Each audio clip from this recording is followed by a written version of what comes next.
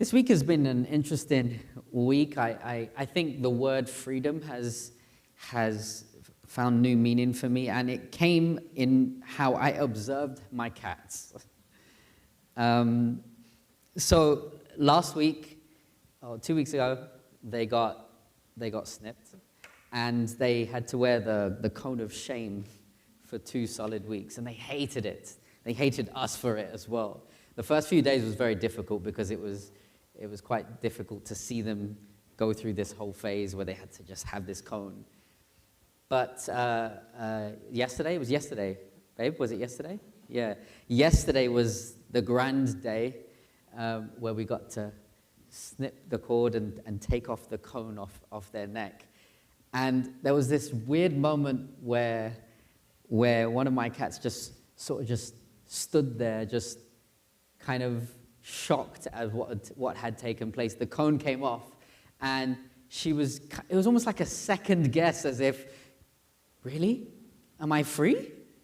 Am I really, really free? Even to the point that she started to reach out for the cone as if to say, oh, no, you know it's supposed to be back on me, kind of thing. And it was just this really awesome moment where they both experienced this freedom after being limited throughout the whole of the 2 weeks, and it was just beautiful. And then for the next 24 hours, they literally ransacked the entire house, running up and down with energy galore, and it was just crazy. It was like freedom just took them to a completely other side of the energy. But it was nonetheless still good to see them in that space. I think we enjoyed seeing them actually free. I got so excited, I gave them all back some of their privileges that we had to hide because we didn't want them to get hurt from the operation and stuff. Actually, last night I didn't tell you, babe, I accidentally, it was just a little bit, I accidentally ate some of the cat food last night. Don't ask me how. Thank you very much, everyone. The build-up was coming. You knew it was coming.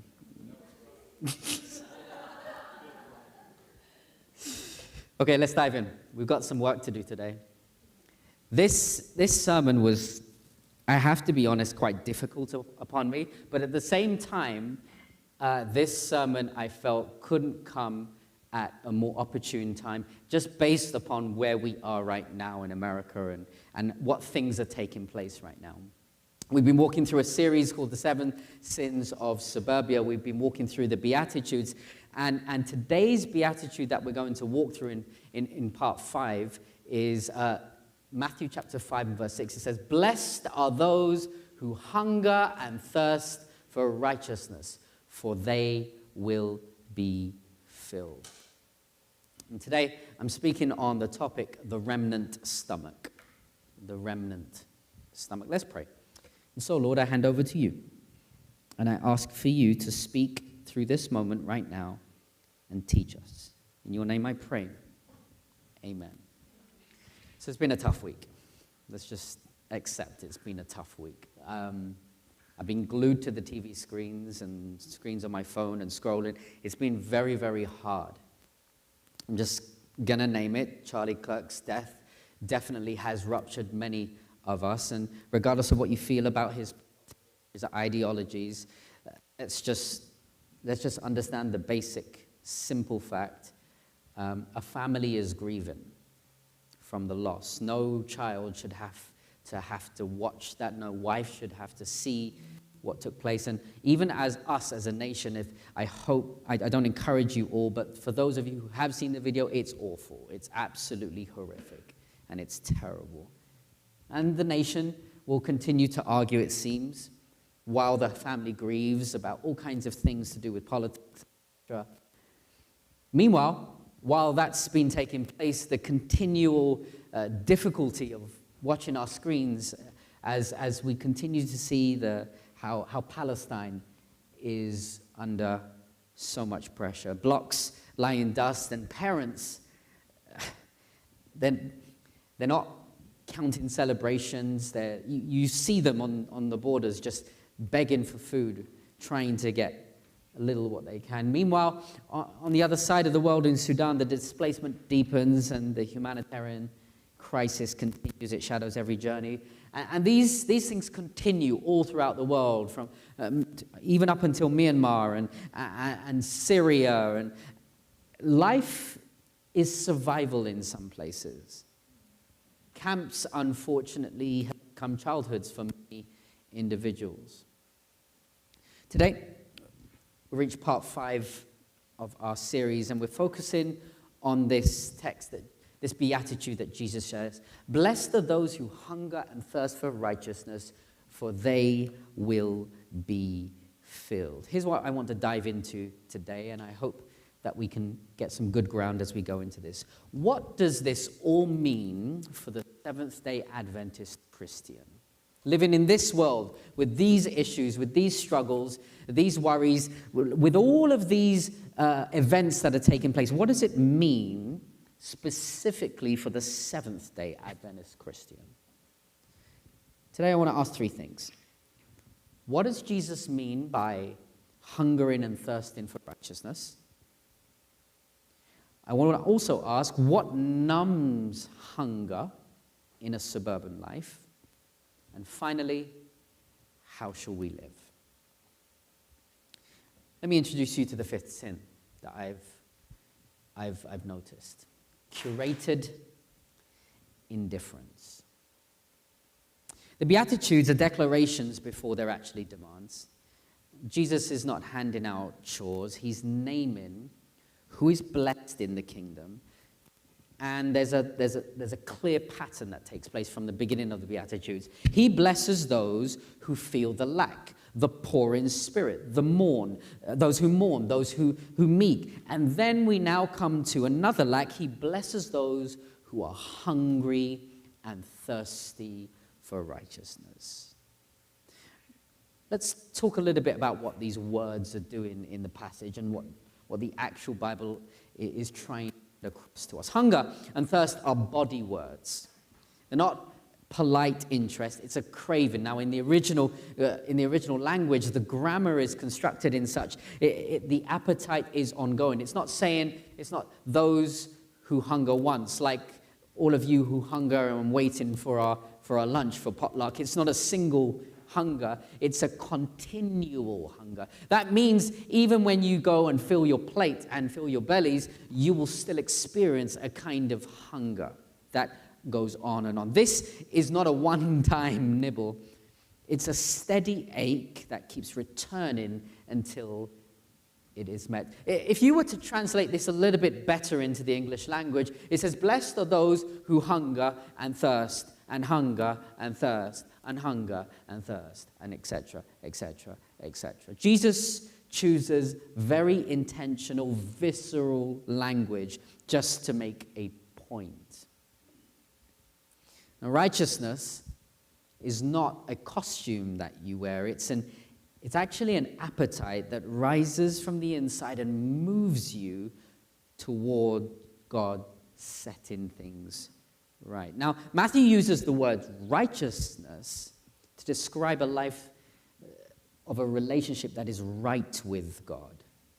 But not just God. It's right with God and your neighbor. Now, how do we track that through the gospel? Because historically, when you hear the word righteousness, some of you can make it quite synonymous, and I've done it too, with the idea of holiness. This idea of trying to live in the right kind of way. And you're not wrong in that kind of definition. But let's try and unpack what Matthew is talking about when he says the word righteousness. See, it tracks through this gospel. The hunger for it is found in these verses over here. But your righteousness also, apparently according to Matthew, must also exceed the righteousness of the Pharisees. It also talks about how blessed are those who are persecuted for the sake of righteousness, for theirs is the kingdom of heaven. But it specifically says that we are called to have a righteousness that isn't necessarily about public performance. We can see evidence of that as he talks about how it needs to be more than just words, more than just a belief, more than just an ideology. He again talks about righteousness in chapter 6. This isn't about trying to do a show in front of everyone. This isn't trying to prove to others that you are seen. Look at me, how righteous I am. He talks a lot about the comparison between the Pharisees and everyday individuals. And then he goes on to talk about how this is what we need to be seeking. You seek this kind of righteousness that doesn't want a public stage, that doesn't want a mic, that doesn't want a light that is shined upon you. Later on, Jesus actually makes things very, very clear that righteousness is the most important thing that you can focus on, and then he breaks it down into 3 separate things: justice, mercy, and faithfulness. These are the weightier matters of the law. And he compares that to the practice of tithing. And not to say tithing is wrong, but he wants to let you know that there's something even better. There's something even more important. There's something even more crucial than just to try and keep the laws.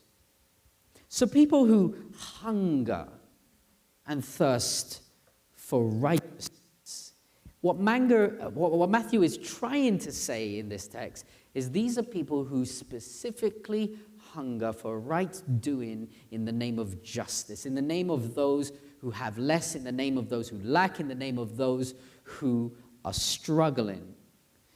Then there's the promise to say that they will be filled. Now this verb, to be filled, is the same verb that is used when the crowds are fed after the 5 loaves and 2 fishes. 5,000 men get together and their families get together. He feeds them all. And the Bible says that they were fed. It's the kind of fed that when you eat too much and you just sort of lie back because you can't quite move. It's that kind of fed. It's the fed that causes you to go into a deep sleep on a Sabbath because gluttony is not one of those Sabbath gifts that you have. It's the kind of fed that causes you to feel so satisfied. It's the filled here, this word that is used here to describe complete and utter contentment. This word filled is both future and present, by the way, in the same way that the word hunger and thirst is an ongoing thing in the actual grammatical context. This word filled talks about you'll be filled in the now and you'll be filled in the future. It's talking about the transformation of when Christ comes and everything will be made new, but just when you are praying for the difficult things in your current life, this filled is a present experience as well. I know that's a challenging thing to hear because many of us come today to God and we would say that we're less than filled. At least we don't feel filled. This week hasn't exactly, if you've been watching the news, been a fill-in week, if you were to sum it up. Matthew is relentless on trying to bring across a particular point when he talks about this pursuit or this desire or this ache for righteousness. Jesus exposes the danger of exterior religion that avoids interior conversion. Maybe you've heard it before when Jesus talks later on about cleaning the inside of the cup, cleaning the outside of the cup instead of cleaning the inside of the cup. This whole few chapters, 5 and 6, is talking about not parading your spirituality, not trying to be noticed in your prayers. He talks about going to your closet. He talks about the notion of not focusing on how you tithe every single herb and neglect justice and mercy. Behavior without a converted heart becomes a way to hide from God. Now, historically, we've passed righteousness as exterior for so long that our behavior has become a tool of avoidance. Jesus refuses that trade. He turns the camera to the heart and to the neighbor. Now, this beatitude sits within one of the greatest sermons ever preached, the Sermon on the Mount. Here's what it looks like as a quick sum up as he breaks down righteousness. It looks like reconciled relationships. It looks like truthful speech, enemy love, secret generosity, prayer that seeks the Father's will, and a refusal to hoard while a neighbor lacks. Go read it for yourself in Matthew chapter 5. That's a sum up of all of what righteousness, of how he breaks down. How many of you have heard the phrase before? You are what you eat. Long before social media, writers have said it in different ways. You are what you eat. The sentiment's simple. Diet shapes being. What we consume forms what we become. The same is true for the inner life. If we feast on outrage, tribal wins, and curated comfort, we become people who look tidy on the outside and thin on love within. So if we feed on words and works, then our palate changes. We begin to crave only the things that we allow to wash over our minds and hearts. Justice for the neighbor, mercy at the table, faithfulness when no one is watching. These are the things that Jesus is trying to pass as righteousness. Righteousness in Matthew begins as an inner leaning towards God. But not just God, it's the justice that God leans towards. Kingdom citizens are recognized by what they are hungry for. And we as a church, the Seventh-day Adventist Church, have been married to a particular phrase that has followed us for 150 years. It's called the Remnant Church. The idea of this group of people who are left behind. It comes from the whole idea of a tailor who you would commission to try and make you a dress or a suit, and they use all the materials that they have, and there is this, after they've made this beautiful masterpiece, there is this leftover stuff of material. My wife is a fashion designer, and every now and again I'll open a random drawer or cupboard, and there's just random pieces of material just there.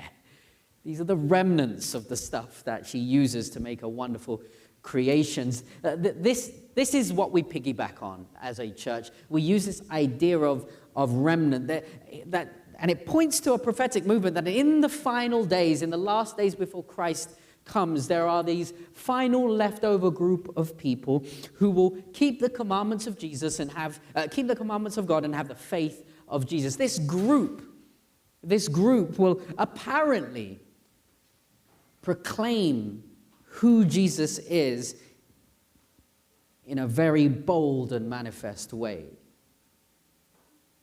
Now, this idea of remnancy has followed us in many different ways, and it is quite challenging when you think of the idea of a remnant group of people as just one group of people. And it's been tempting for us as a church to prescribe the notion that we are the only remnant group of people in this entire world. I wonder how this has changed over time. Now, throughout this sermon, I'm asking the question, what are we hungry for? Let's pivot slightly. In light of the fact that God is calling us to hunger for righteousness, where so many people have been wronged, what numbs our hunger? God is calling us to hunger for justice for the hurting.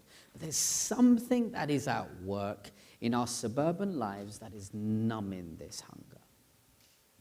I call it curated indifference. It's not open hatred.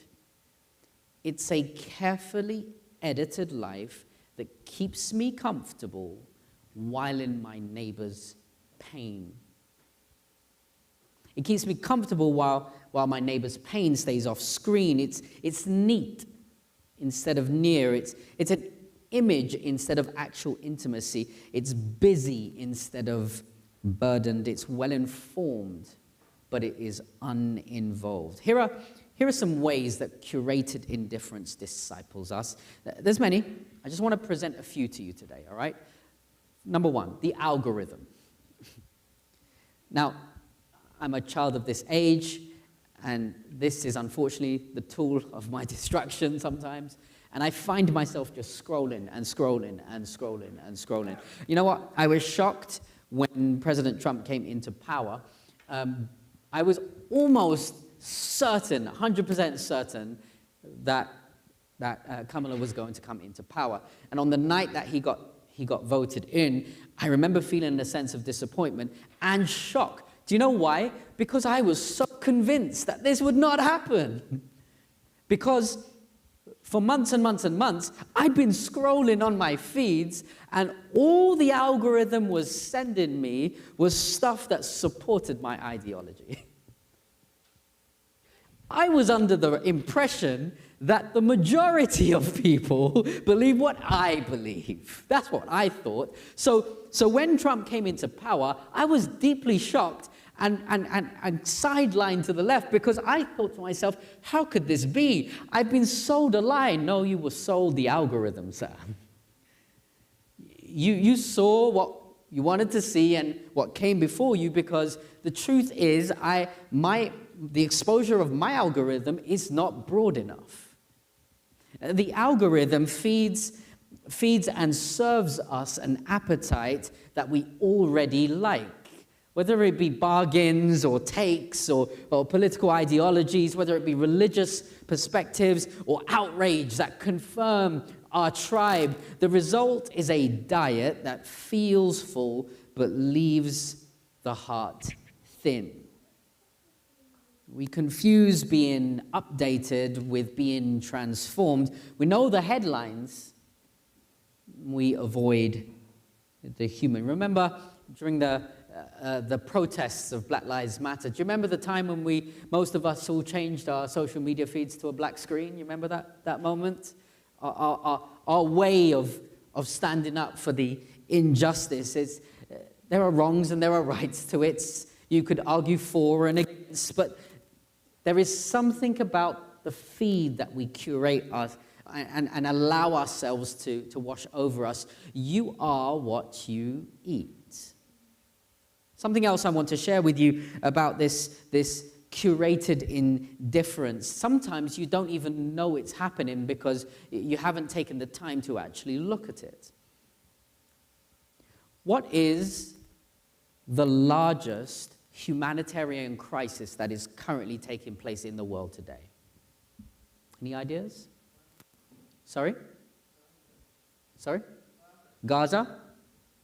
Would you all agree? And Sudan. Actually, the largest humanitarian crisis in terms of numbers and intensity is not Gaza, it's actually Sudan. All this week, and for the past few months, we've seen Palestine on top of our screens. Yesterday I was in Seattle, and as I was coming into Seattle, I saw the protesters with their big billboards, Free Palestine, which is great, and I'm glad that there are people protesting, but not one single billboard spoke about Sudan.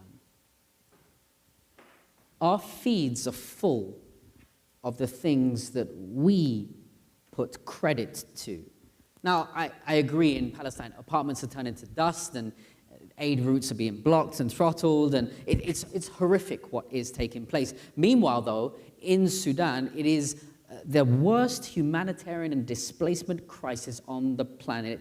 Some are saying, the international aid agencies are saying, it's the worst that has ever taken place in humanity. Markets are bare, prices climb past hope, and families are pushed from home to home. There's siege, there's hunger. It is awful. Question: why is it most of us don't often hear about what takes place in Sudan, but we're more likely to hear about what takes place in Palestine? Why is it that much of our media puts less light on the greatest humanitarian crisis that has taken place in our entire world? It is because we have curated indifference towards our media outlets. Our media outlets are all colonial.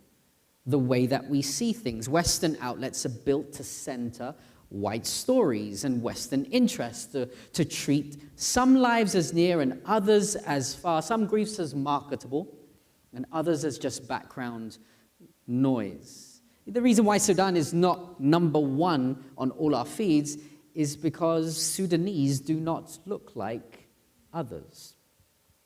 It's why you hear so much about Palestine. It's why we have so much to say on the subject.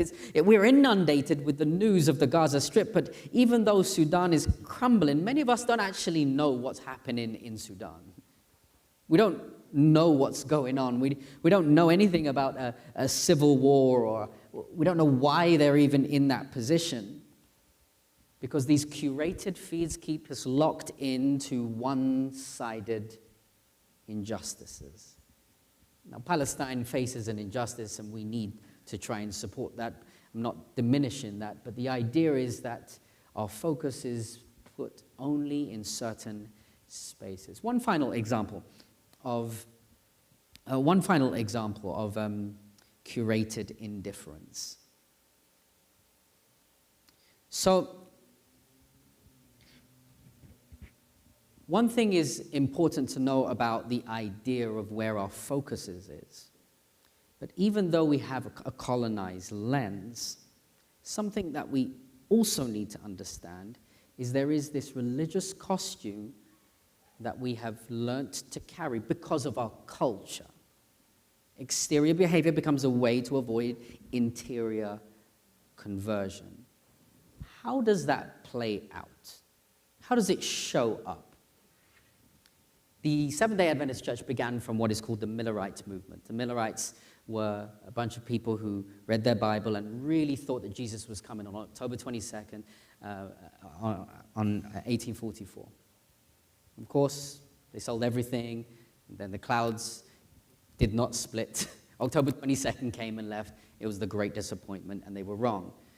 In 1863, another thing took place where we started to find our identity as a church. There were some core truths that we shared about what is the Sabbath and the sanctuary, and we talked about the health message and what we should eat and what we shouldn't eat. And this holistic growth of our church was unprecedented. It actually went across the world, and it was actually something that was really good, and it improved so much. Now, us as an institution, we've created visible markers along the way as to what it looks like to follow Jesus. From a small apocalyptic movement, we learned to survive by strong boundaries. In 1888, we finally found out about salvation by faith after we've been struggling for the longest while about salvation by works. And we can go through all these different things, even up until the point that we found this theology about the Remnant church and present truth. Here's the link and the distinction I want to leave with you today. Matthew's point to righteousness has less to do with the exteriors, the behaviors that we propose are the metrics for what makes you holy and unholy. Matthew's focus is simply on righteousness that's centered around justice. The Sabbath as rest that leads to repair, relief for the exploited, welcome for the stranger, is more in line of where Jesus is guiding us. We can focus on the Sabbath as being a tool for righteousness, but if it becomes just about the Sabbath, if it becomes just about you adopting a plant-based vegetarian vegan diet, if it becomes just about you recognizing that we are the last church that is left behind in order to carry this gospel forward, we can lose this mission to fight for those who need justice. The remnant is not a label. The remnant is an appetite, folks. It's an appetite for God's justice that begins within and refuses to stay private. This is the present truth for us. It is to pull back the curtain on curated indifference and hunger and thirst for those who need justice. We have a duty to reform our own spirit, to reform our own appetite, to reform our own behaviors, to hunger and thirst for justice in this world. Today, I leave you with this beatitude as I respond to the rest of the week that has no doubt left us, some of us teary, some of us fearful, some of us worried. But here's the answer that God gives for those who respond to righteousness. It is that they will be filled. How so will we be filled? Well, God's response to injustice is a group of people who choose to make their priority the other person. Being filled is found in the joy of serving others. That's who's blessed. The ones who are blessed are the ones who hunger and thirst to make someone else's life less weighty, more powerful, and more filled with the love of God. Blessed are those who hunger and thirst for righteousness, for they will be filled. Amen.